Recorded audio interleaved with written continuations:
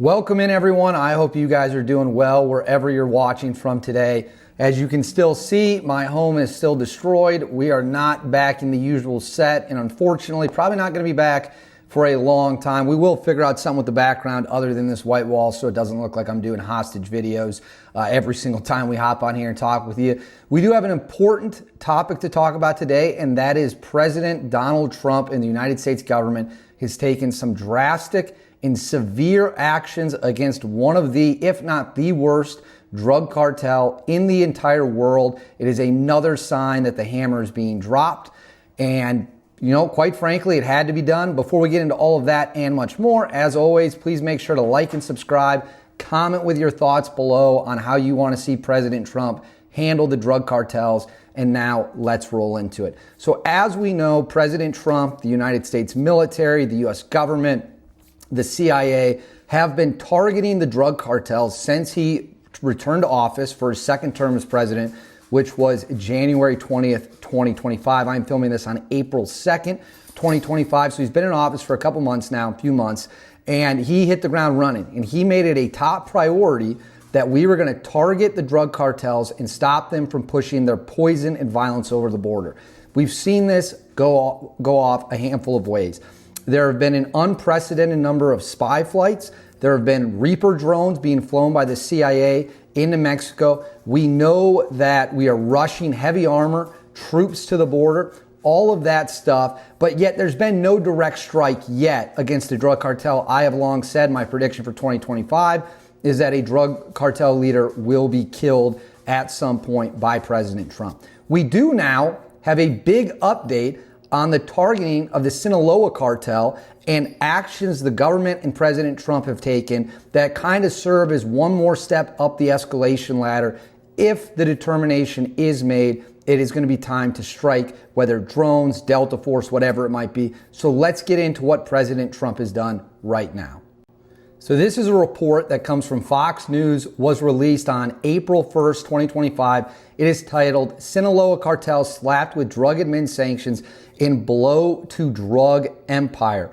So here we go. The Sinaloa Cartel was already one of the cartels that was deemed a foreign terrorist organization, an FTO, previously by the Trump administration, along with many other drug cartels. And what that allows the government to do is open the toolbox, have more options at their disposal for how they want to attack these cartels if and when we decide that we're going to start taking these people out. This is what the Trump administration has now done with the Sinaloa cartel, which is either the worst or second worst, depending on how you rank them, cartels in Mexico. I'm reading directly from Fox News here. The Trump administration announced a barrage of sanctions against the behemoth Sinaloa cartel as the White House grapples with controlling the deadly threat posed by Mexican drug cartels. The Department of Treasury's Office of Foreign Assets Control, OFAC, on Tuesday designated 6 individuals and 7 entities involved in a money laundering network supporting the Sinaloa cartel, a U.S. designated FTO, foreign terrorist organization, as we've talked about. The head of the DEA said last year that the U.S. is facing the most dangerous and deadly crisis in history with drugs flowing across the border, and that the Sinaloa and Jalisco cartels are at the heart of the crisis. So New Generation Jalisco is the other cartel that is right at the top of the list for the biggest scumbags on the planet. And let's not kid ourselves. They're both evil. They're both terrible. Which one's worse is up for people to debate. Let me know in the comments which one you think is worse and which one you'd like to see Trump hit first. The Fox News report continues. The sweeping move by Treasury Secretary Scott Bessent came as the Trump administration continues to crack down on Mexican drug cartels. This is a quote from Bessent. Laundered drug money is the lifeblood of the Sinaloa cartel's narco-terrorist enterprise, only made possible through trusted financial facilitators like those we have designated today. It continues, the Treasury Department spotlighted the specific individuals and organizations hit by the sanctions. The agency noted that assets held in institutions in the U.S. are now required to be frozen and reported to the Office of Foreign Asset Control. So that's pretty much it. When you want to go after people, you have to go after their money. The money acts as the heart, the central nervous system of the drug cartels. And if they don't have money, they're not able to push their violence, their carnage, their chaos across the border and hurt our people. And that's what this is about. This is about protecting our people, American people. So what can we expect to see here? What does this freezing of the cartel assets, taking their money from them, what is that going to look like? Let's discuss that right now.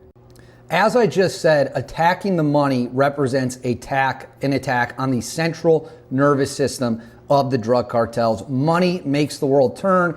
Money makes the wheels on the apparatus turn. And without money, you're going to see a huge decline and degradation in what these drug cartels can and can't do. For example, if you don't have money, you can't pay off bribes. If you don't have money, you can't buy weapons, military equipment, things of that nature. If you don't have money, you can't move your equipment and rebuild your equipment wherever it might be. If you don't have money, you can't pay the people pumping this garbage in from China, which, make no mistake about it, is exactly where this poison is coming from. Anytime you see a war or an escalation take place prior to full-on combat operations, you always see the money targeted. We've seen this pre-Iraq war. We saw it after the first Gulf War. We saw it before the second one. You've seen this with the handling of Iran.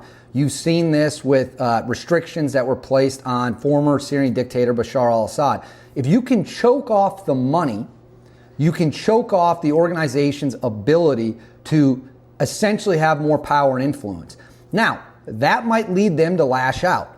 That might lead them to feel like they're a cornered animal and do very dangerous things. But it also is a big step in terms of if you really want to dismantle this and you're going to go in and attack, you want them to be as degraded as possible.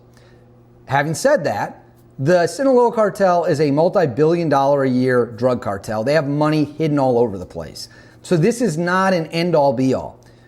Freezing these assets, taking all this money away from them is certainly going to put a lot of pain and pressure on them. It's not going to end them. Let's be clear about that, because they've got money elsewhere that's hidden.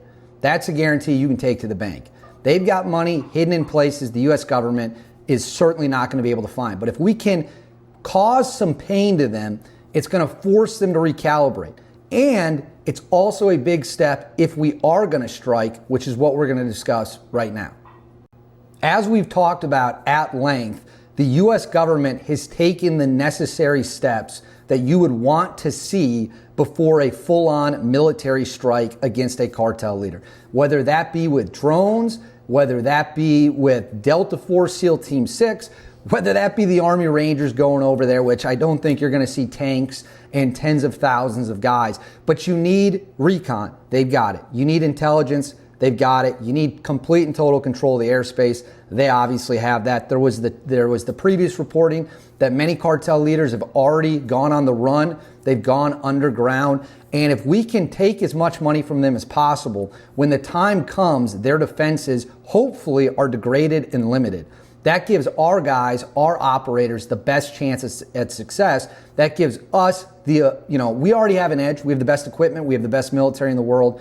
And there's no question about that. And anyone who says the United States military is not the best in the world is an absolute idiot. It is just that simple. So we've got the edge. We've got the equipment. We've got the best shooters and operators on the planet. What we want them to be in is as weakened of a state as possible, so that when the time comes, when President Trump decides to make the call that we want to strike directly, we have every ace in the hole possible. We've got all the cards. Like they were saying with Zelensky, you don't have the cards in the Oval Office. We want to have all the cards.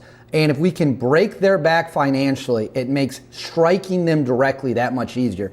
I still am a firm believer, based off of all the public reporting and things I've been told privately from people in that world, that a strike will happen at some point. Is that a drone strike? Again, I don't know. I actually think that it probably will be a combination of a drone strike and then as well operators on the ground doing direct action hits. And trust me when I say Mexican cartel hitters are going to get iced in ways they can't imagine if they go toe-to-toe with Delta Force. That's also a guarantee you can take to the bank. And remember this, our job is not mercy and forgiveness. That's a job between these scumbags and God. Our job is to eliminate them, get rid of them, and keep our people safe. And these sanctions, the bleeding of them financially, is one more step towards getting that job done. So all the credit in the world to Trump and everyone involved. We cannot let these people poison and kill our citizens. But I want you to let me know what you think in the comments below. Let me know what you think of the sanctions. Will a strike happen? What you think of Trump's moves? Make sure to like and subscribe. I'll keep you all updated. I'll see you next time.